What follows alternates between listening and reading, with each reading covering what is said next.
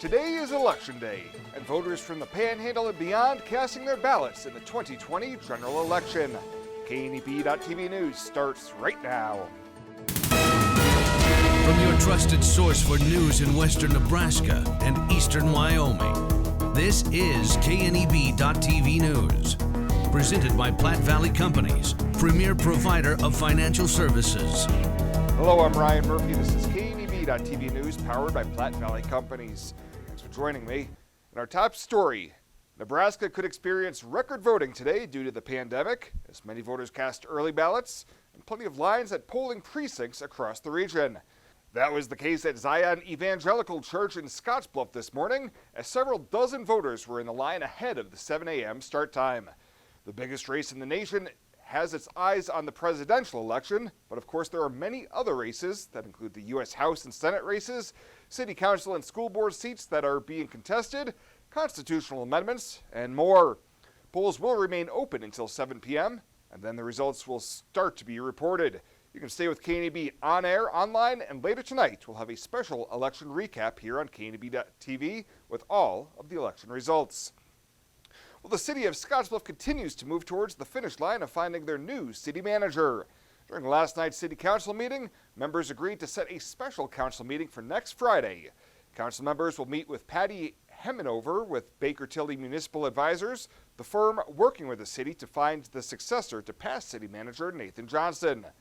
Interim city manager Rick Kukan says that information regarding the semi-finalists will be available to the council sometime this week. We'll be receiving packets, semi-finalist candidate packets the end of this week, and I'll get those out to you just as soon as we receive them. Kukan has been serving as interim city manager since March, and his tenure was extended due to the delays caused by the pandemic. Well, coming up after the break, Bill Boyer in with a mild forecast. He's got your Tuesday evening outlook right after this on KNEB.TV News. At Platte Valley Bank, we offer loans with competitive rates and quick decisions from our experienced lenders. Our team works hard to get to know you and your business. From ag to auto, home loans, and everything in between, we're here to help. Stop by Platte Valley Bank or apply online to find the loan that is right for you today. Come in and see gifts for everyone at TC and More.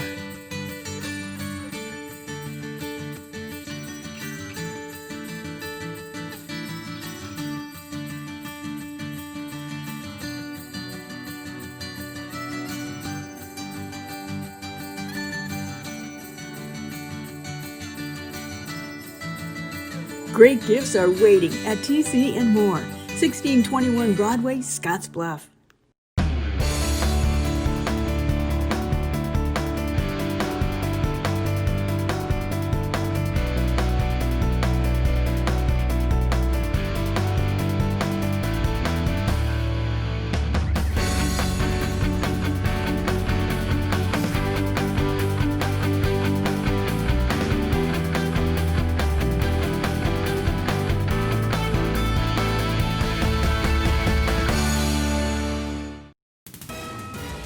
This is KNEB.TV weather from the KNEB Storm Center, your trusted source for weather.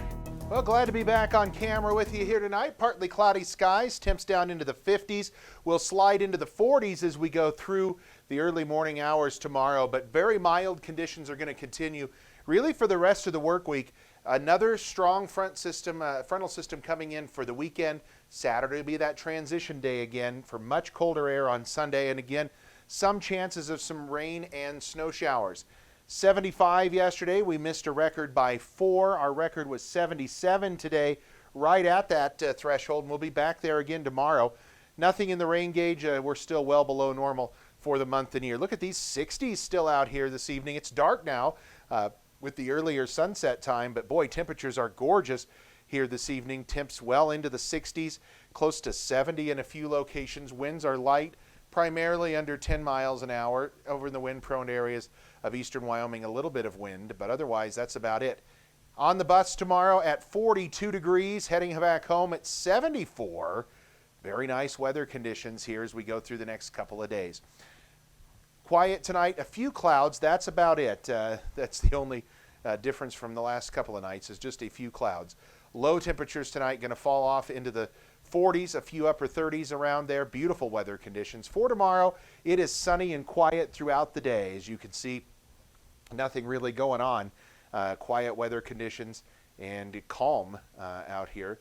Winds probably about 10 to 20 tomorrow, so maybe a touch more breeze than what we had today coming out of that westerly component, bringing the downsloping winds and warm temperatures. Look at this, back into the 70s, mid and upper 70s, near 80 in a few locations tomorrow.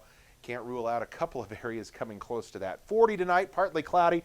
Tomorrow, record highs again going to be on the table at 77 degrees. We're going to stay mild for a couple more days. Thursday and into Friday, temperatures in the 70s. Saturday as well, we're still looking in the mid 70s. Again, that transition to cooler air Sunday with temps in the low 50s. Colder on Monday. We're looking at highs only in the low 30s, maybe back to near 40 for Tuesday. Snow and rain chances are out there as we go Sunday into Monday. A lot of disagreement on the models. We'll have to keep a closer eye on it and hopefully pinpoint that a little bit as we get later on in the week. But as of right now, you can expect another blast of cold air coming in, which has been the case about every 10 to 14 days. And then we get pretty mild for a period and then back to cold again and active just in time for the end of the weekend. Compliments for You and Your Home invites you to the Holiday Open House, October 30th through November 7th. Let us take you on a tour and help you find the perfect gift. From tree decorations to carolers, get great savings throughout the store and brighten up your home for all your special occasions. We'll also have door prizes and refreshments. Join us October 30th through November 7th for the Holiday Open House at Compliments for You and Your Home, 1708 Broadway, downtown Scottsbluff.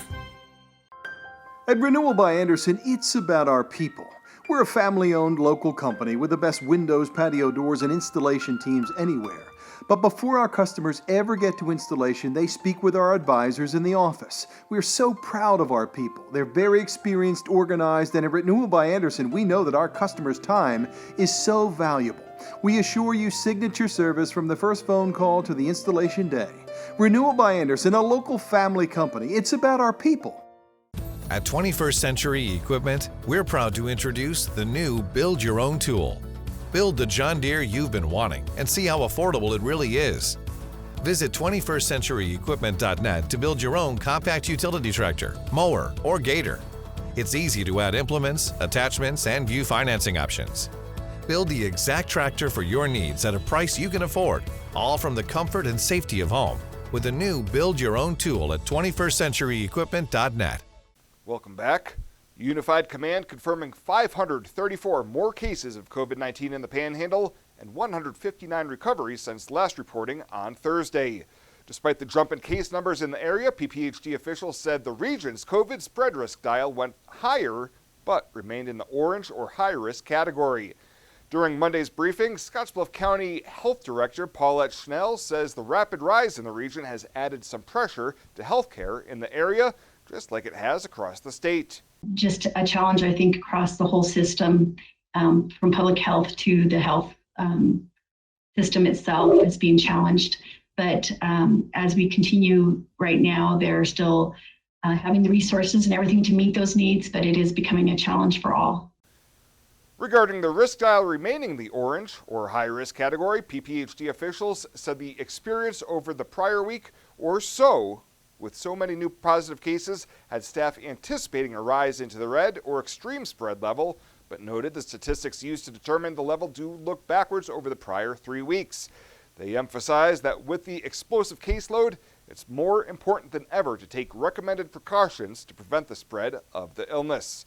Yesterday's new cases and recoveries in Scottsbluff County were 378 and 66 in Scottsbluff County, Dawes County with 34 and 17, Fox Butte with 28 new cases and 38 new recoveries, Cheyenne at 26 and 13, Morrill at 23 and 8, Sheridan having 19 new cases and 6 recoveries, Kimball at 11 and 1, Garden at 9 and 4, Dual with 4 new cases and 2 new recoveries, and 1 new case and 1 new recovery in both Grant and Sioux counties. No new cases, but 2 new recoveries in Banner County as well.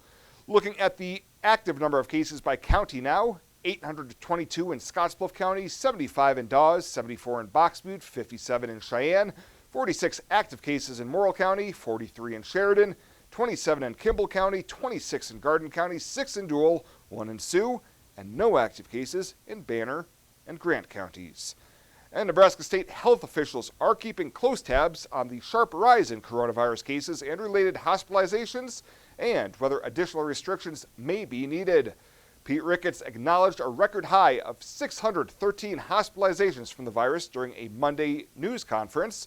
Ricketts said it does take some time to determine if additional gathering restrictions imposed less than 2 weeks ago will have the intended impact. We launched our Avoid the 3 Cs campaign about the same time, so it was about 10 days ago as well. So we're going to continue to monitor where we are with regard to that and take additional steps as we think necessary.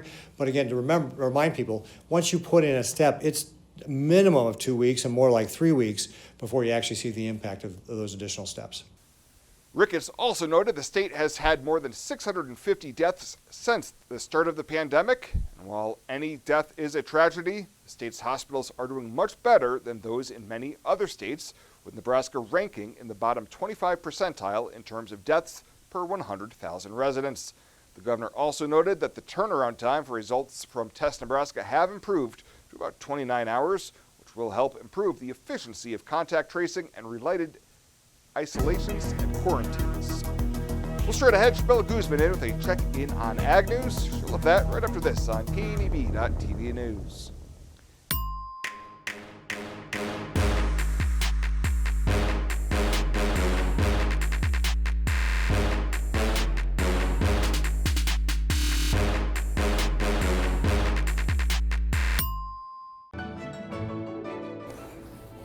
This chair is way too big.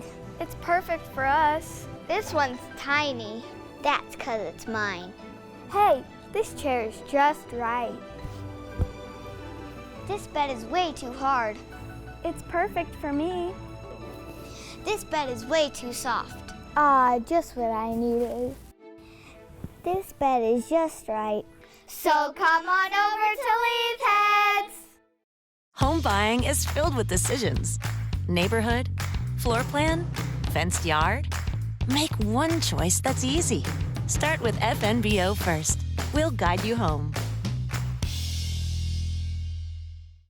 Home buying is filled with decisions. Square feet, fixer-upper, room to grow. Make one choice that's easy. Start with FNBO first. We'll guide you home.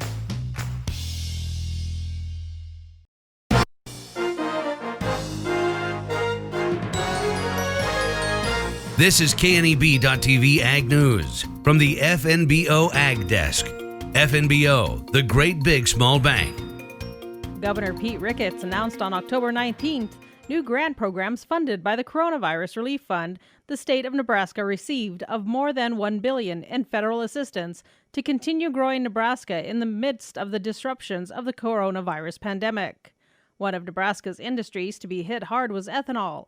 Troy Bradenkamp, Executive Director of Renewable Fuels Nebraska, says the year started out good, but then the COVID pandemic hit.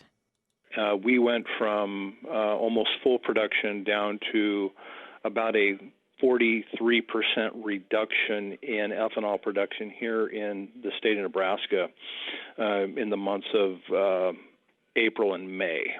Bradenkamp says ethanol is grateful to Nebraska to be among the recipients of a $15 million grant and says it was a hard-fought win for Nebraska ethanol. And that was something that our organization worked pretty hard on. Due to the impact of what's happened, we anticipate hundreds of millions of dollars has been lost in the Nebraska ethanol industry. So we were very thankful for the assistance, the direct assistance that we're getting from some of the CARES Act money in Nebraska. But it is certainly none of it's ever going to make anyone whole in terms of what was lost, but it certainly does help. Grant applications opened last week and will close on November 13th. To apply, visit coronavirus.nebraska.gov/programs and grants. The grants will be issued by December 30th. Small business, you're the engine that makes our communities thrive. That's why we're with you, providing more for you. so you can focus on what matters most.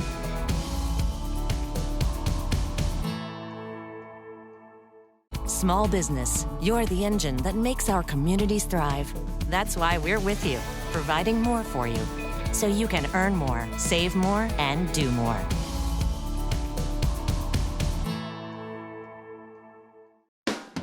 The Verizon family is full of frowns because they're spending too much for their unlimited data and phones, while the Viaero family is all smiles because they're getting 4 lines of unlimited data with 2 free Apple iPhone SE for mom and dad and 2 free LG K31 smartphones for the kids, all for just $100 a month. They're saving so much, they're able to get Fido. Find out how you can too at Viaero.com or your nearest Viaero store. Viaero Wireless, keeping you connected.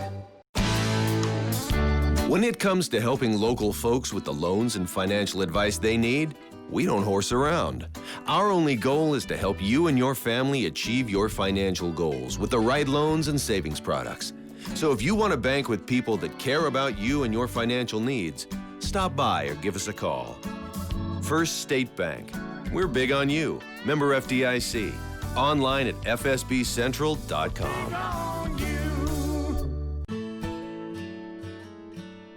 Well, let's take a look what's happening on today's community calendar.